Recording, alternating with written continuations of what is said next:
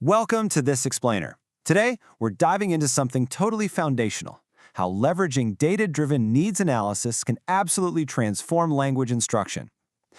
We talk a lot about creating the perfect lesson plan, but today, we're looking at what actually has to happen before you even think about writing that first objective. So let's kick things off with a bit of a mystery. As educators, how do we actually know what our students need versus what we just assume they need? It's so easy to walk into a classroom with a prepackaged syllabus, right? We just assume we know exactly where the gaps are. But if we're not careful, we end up teaching to this idealized version of a student, rather than the very real individuals sitting right in front of us. Here's our roadmap for today. We'll start with the Language Learning Challenge, hit Jordan's Needs Analysis typology, look at the ULA case study, uncover some truths about student speaking anxiety, and finally, wrap up by designing an integrated syllabus. All right, Section 1, the Language Learning Challenge, or what we can call the blind spot of assumptions. Let's start with a very real problem of high failure and abandonment rates in EFL classrooms. When students check out, it's usually because there's a massive disconnect between the instruction and their actual lived reality. To ground this, we're looking at a specific context from our source material, the Venezuelan EFL reality. The data here paints a picture of students arriving at the university level with just massive foundational gaps. We're talking about the absence of English teachers in high schools, scarce prior instruction. It's tough. And because they arrive with such low proficiency, there's a severe risk of them getting entirely demotivated. It's absolutely crucial to figure out what they need before we lose them completely. Moving right into Section 2, Jordan's Needs Analysis typology. Think of this as our detective's toolkit. To solve this disconnect, we really need a reliable framework. So we're going to look at the theoretical toolkit established by R.R. Jordan back in 1997. Now, the absolute key takeaway here is that a true needs analysis isn't just throwing a list of grammar topics on a whiteboard. According to Jordan, it's about prioritizing subjective feelings, like a learner's anxieties or their personal preferences, right alongside objective data, like test scores.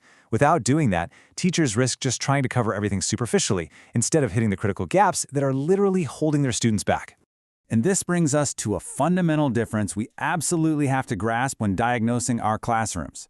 Jordan outlines several approaches, but two are really foundational. First, you have Target Situation Analysis, or TSA, which focuses on the finish line. Where do they need to be at the very end of the course?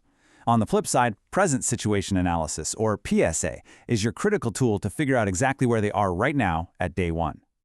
Jordan actually identified 8 distinct approaches under this whole needs analysis umbrella, but focusing on these 3 helps us perfectly map out the famous wants, lacks, and needs framework. So you use a PSA to see their current level, use a deficiency analysis to identify their specific lacks or gaps, and then you use a strategy analysis to uncover their wants, meaning how they actually prefer to learn. Okay, Section 3, the ULA case study investigation. Let's put this theory to the test. Let's take these tools out of the academic realm and see them in action. We're looking at the ULA case study, which focused on 36 university English beginners. The researchers deliberately chose to deploy a present situation analysis. Why? Well, because almost 40% of these university students had absolutely zero prior English studies. You simply can't focus on a target situation when your students are starting from scratch. Their immediate present lacks had to be the absolute center of the investigation.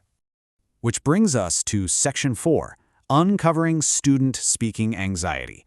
Get ready for a surprising twist. Here's where the data gets incredibly interesting. When the researchers actually surveyed the students and professors, they found a massive critical discrepancy. Look at this contrast.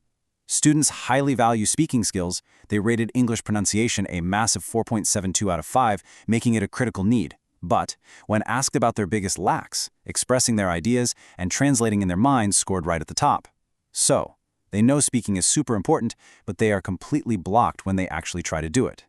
And this quote from one of the interview professors really elevates that raw data and shows the human element behind those numbers. Anxiety is a totally legitimate, powerful educational barrier.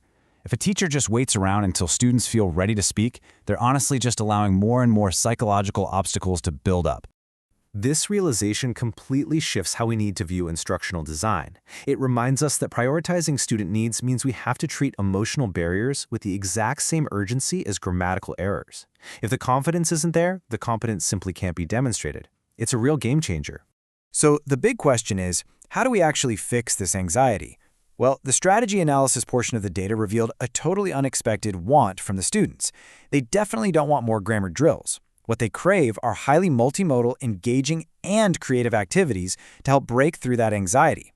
Nearly 64% explicitly asked for karaoke, and over 47% wanted to make TikTok videos in English. I mean, they're practically handing us the blueprint for their own engagement. Plus, they showed a super strong preference for hybrid learning formats. Almost 60% wanted a mix of face-to-face and virtual learning. To me, this proves they want variety and flexibility. They want a learning environment that adapts to them, instead of just being stuck in a single fixed mode of instruction. Finally, Section 5, Designing the Integrated Syllabus. Let's look at the resolution. All right, we've got our data. Now, what do we actually build with it? We have to translate these specific, data-backed clues into a functioning curriculum. The source material concludes that the absolute best approach here is an integrated skills syllabus. You just can't segregate reading on Mondays and speaking on Tuesdays. It's got to blend reading, writing, listening, and speaking naturally, all within contexts that actually matter to the students. These 4 steps beautifully outline how you can make the shift from a traditional, disjointed classroom into a really dynamic, student-centered space. First, you integrate the skills around a single topic. Second, build in daily, low-stakes speaking so that anxiety barrier never even gets a chance to form. Third, and this is key, actually use the karaoke and TikTok formats they specifically asked for. And lastly, provide just-in-time grammar instruction based on the errors they make while performing, rather than front-loading a bunch of disconnected grammar rules. So we've seen just how powerful it is to transition from guessing to knowing. I'll leave you with this final provocative thought. What invisible barriers are currently holding your students back? Stop assuming, start investigating with a present situation analysis, and see how the data completely transforms your instructional design.